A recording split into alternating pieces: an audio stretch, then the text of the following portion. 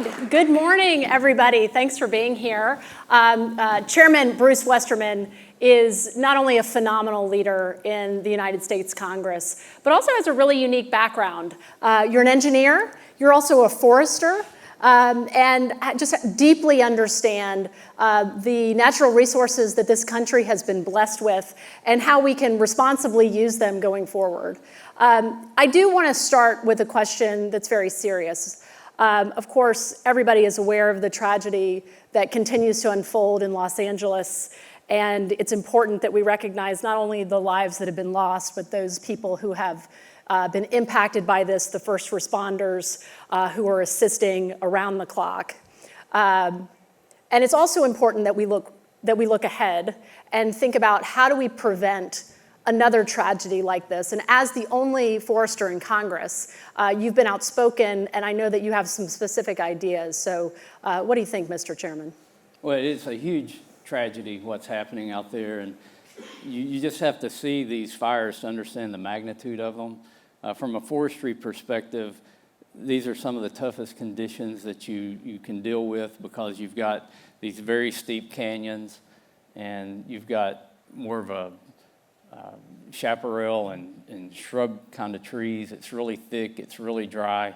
Then you put 70 to 100 an hour winds behind it, and when you look at fuel, heat, and oxygen, the three components of fire, you've got a very deadly mixture. And think about if you light a match and hold it straight up, the flame's small, but when you point the flame down, it goes up. Heat and fire go uphill much faster.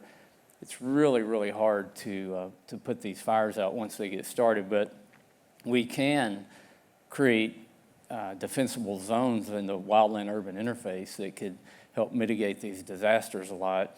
And I think it's a commentary on U.S. resources, how we're blessed with such wonderful, abundant resources, but we continually fail in the management of those resources. I mean, shifting from forestry, look at the 24 million acre ban that was just put on developing our resources on the Outer Continental Shelf. Those things have to change. We have to be better stewards of what we've got.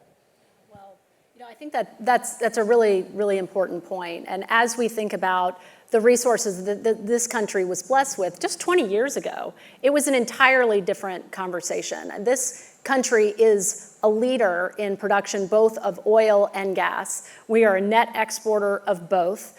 And there's really a link there not only between our own energy security, but the opportunity for the American people. And I think in many ways, energy was on the ballot in this last election. And what the American people said is that affordability and reliability are incredibly important. And so how do you, as chairman of the House Natural Resources Committee, how do you think about unlocking our natural resources in the right way to benefit the American people? Well, obviously, President Trump's made this a centerpiece of his campaign, and it'll be a centerpiece of the policies going forward in this Congress. And I like his terminology. We don't need to be energy independent. We need to be energy dominant. We need to use our energy not only to make America better, but also to help our allies across the world. It has a very strong link to national security and to our position in the global marketplace, what we do with our energy.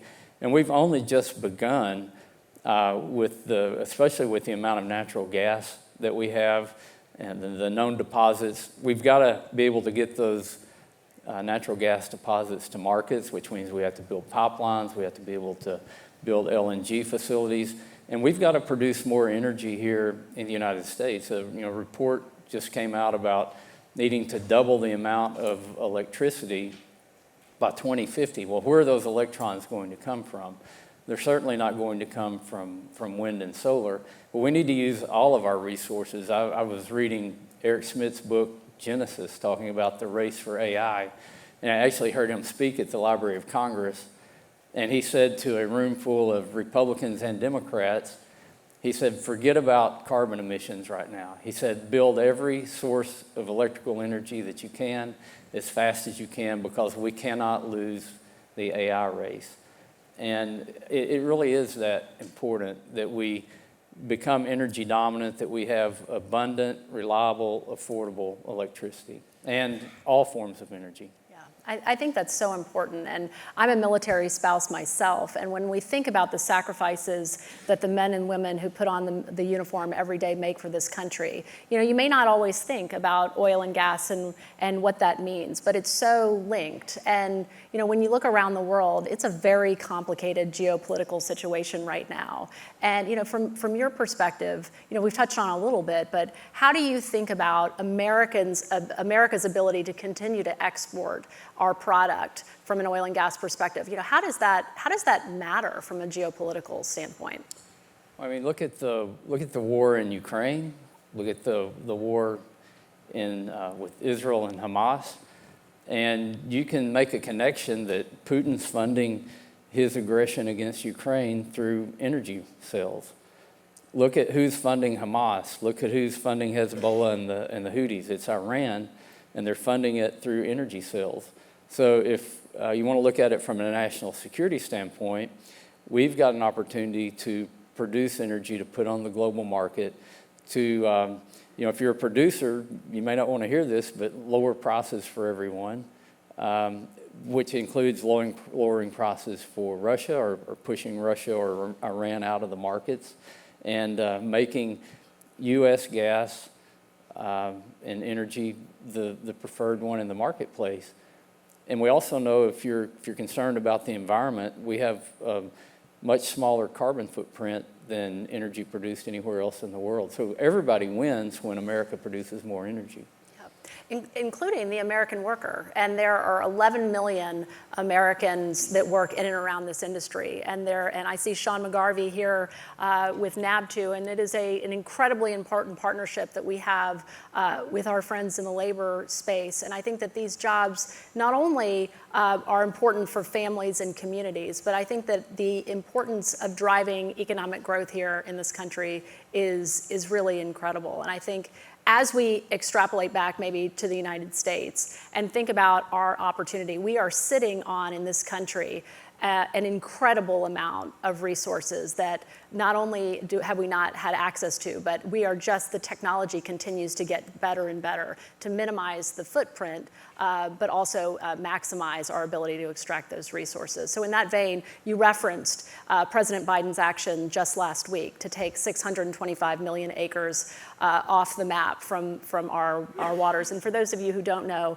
about 25% of our production of oil comes on federal lands and waters. And as we're thinking about the growing demands from an electricity standpoint, you've got to power that generation from somewhere. So how should we be thinking about avoiding this kind of swings between administrations and really have thoughtful ability to access these resources on federal lands? What should we be thinking about differently? I think as a country, we have to refocus our idea of what energy independence and energy dominance looks like. And we have to, you talked about me being a forester and an engineer.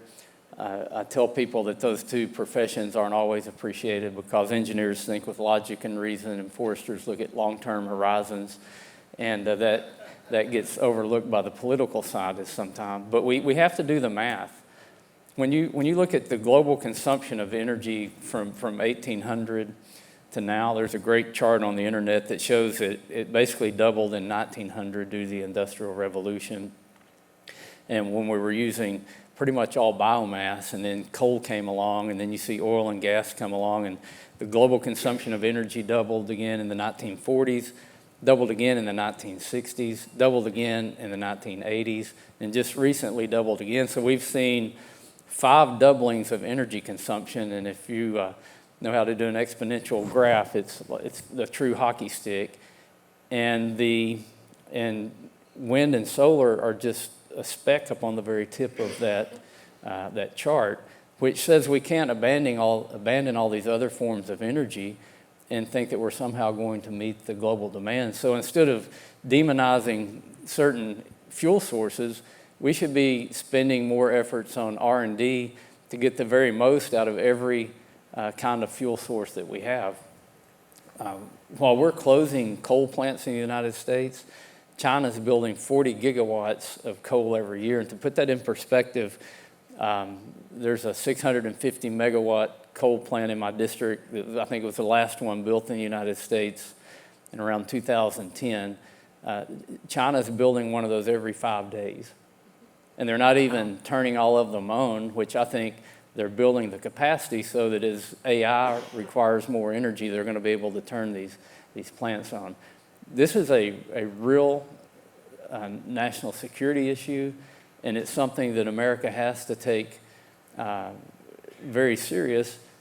But the beauty of it is all the proven deposits of energy that we have here in the U.S. We've got the ability to produce the energy, and we could grow our nuclear energy as well. But all forms of energy, we need to be looking at ways to build more of it, to make it more reliable, affordable, and as clean as possible. Yeah, well, of course, what a difference a year makes in terms of not only the way in which we're discussing our natural resources, but also the opportunity that we have ahead of us. And I think that's really the theme of what we're talking about today, which is America's energy opportunity. And part of that, with that opportunity, we really want to find durability. And so the notion of just major swings every 2, 4, 6 years, depending on the political cycle, it's really hard for this industry that makes very long-lived, capital-intensive investments. And so you're somebody that frequently finds ways to reach across the aisle and work with your friends in the Democratic Party. How do we think about durability as it relates not only from a legislative perspective, but from an energy policy perspective? So this is something I've pondered a lot. I'm glad you brought that up. Going back to my engineering experiences, when we would do projects, the thing you needed more than anything else was certainty. And when people change their mind midstream, that throws the schedule off, that throws the budget off, it changes the scope of a project, and it's a disaster.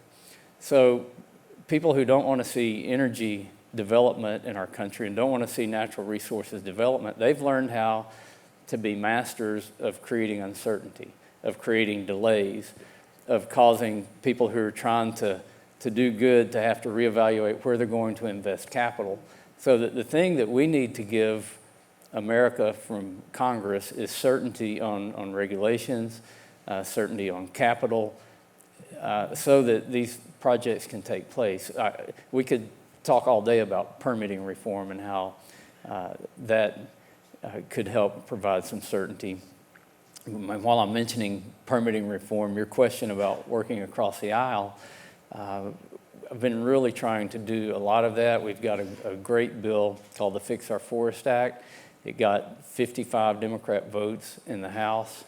Unfortunately, the Senate didn't take it up, but we're getting ready to reintroduce that bill. Scott Peters from San Diego, he's an environmental lawyer, and he and I worked to put that bill together.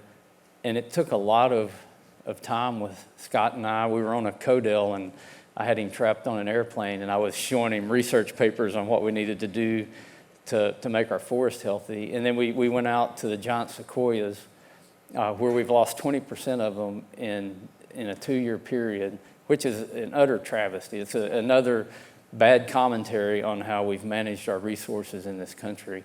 And Scott gets it, and he's chomping at the bits to file this bill again. There are quite a few Democrats in the House that want to work on permitting reform. We made a valiant effort at the end of the last Congress to do NEPA reform with Senators Manchin and Carper. Senator Brasso and Capito are involved in that as well. But it was a valiant effort, but it also showed me how much we've got to overcome to get together on true permitting reform. Yeah. Do you think we'll get something done this year? Yeah, we're looking at how permitting reform affects the budget. So there may be some strategic things we can do in reconciliation. We're certainly exploring all the options on that. Everything that was kind of forcing our colleagues across the aisle to the table to negotiate on permitting reform, all those issues are still there. Right. Whether it's more transmission lines, whether it's being able to permit wind and solar. None of that's gone away.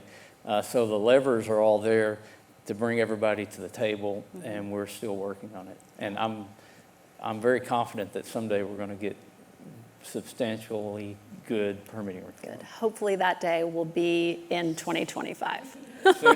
Sooner than later. Good. So in every good job description, there's that last bullet point that says other duties as assigned. And I think you've gotten an other duty as assigned very early in this Congress in terms of working for ideas in the reconciliation space. And that's what all the buzz is right now. But can you talk a little bit about how you're thinking about opportunities? Because Mike said earlier, this industry is a maker, not a taker. And we certainly see opportunities to contribute here in a constructive way through access to federal lands and waters and the royalties that come from that. But what are you thinking, and how can we help you? Well, that's a good line I can use with the other committee chairs. Natural resources is a maker, not a taker. And please, just use it, no attribution. The numbers to back that up are that if you look at the agencies under the jurisdiction of all the committees, take energy and commerce, for example, because they have so much health care under their jurisdiction. Over the next 10-year budget window, their agencies are projected to spend over $8 trillion.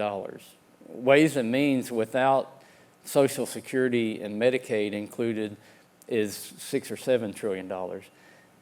You get down at the bottom of the list, and the Natural Resources Committee is projected, or the agencies under our committee is projected to return a net $68 billion to the Treasury because of things like royalties and leases. So in this reconciliation process, we want to maximize not only in cutting expenses and regulations, but also in generating more revenue. So we're looking at both sides of the income statement, cost and expenses, which that's exactly what budget reconciliation is all about. But we also have a couple of scorekeepers of CBO and joint tax that haven't always been accurate in their assessments, and especially not on things that fall in the natural resources space or things that fall under energy and commerce and even the tax code. They do a form of static scoring where they don't look at any kind of economic impact. When you talk about resources, one that I like to talk about a lot is the deposits of minerals and elements that we have in the U.S. and the need to mine those. We're so heavily dependent on China for a lot of these rare earths and just normal minerals that we have abundant deposits of here. USGS puts out a report every year along with Commerce that last year showed we had $129 billion worth of raw ore and recyclable materials net of imports and exports. When those materials got processed or refined, they were worth $840 billion. And what do you have to process and refine minerals and elements? You have to have energy, so it plays into everything. That $840 billion of processed material, when it went into the U.S. economy, generated over 3.8 trillion GDP impact. So we see a factor of 30 from taking a resource and putting it out into our economy. CBO or joint tax will never score that. We also know that for every $1 trillion of GDP growth, for the past 50 or 60 years, it's generated 17% federal taxes. So you get $1 trillion of GDP growth, it's $170 billion of revenue coming into the federal government. So we've got to use more realistic scoring so that we can look at the benefits of things like mining, of resource extraction, even the huge numbers that come to the Treasury from oil and gas royalties. That only accounts for a tiny bit of the economic impact when you look at all the supply companies and everything that goes into not only the upstream, but the midstream and the downstream. It's about 8% of GDP, but we like to say it's the first 8%, because nothing can happen without the energy component. Exactly. And countries around the world that I think are moving the right way are the ones that are building more energy and are going to have plenty of energy to do the things they need, whether it's AI or data processing or the manufacturing that's never going to go away. Yeah. Well, Mr. Chairman, I think we could stay and talk for hours here, but I know you've got to get back. You've got a lot going on your schedule. But I think you filled us with optimism today, the opportunity ahead for this country when we think about the natural resources that we have and our ability to extract them in a responsible way for the benefit of the American people and our allies is vast. And your leadership is deeply appreciated. So good luck in getting permitting reform done. Good luck in reconciliation. We stand ready to help you in any way we can. And please join me in thanking Chairman Bruce Westerman. Thank you so much.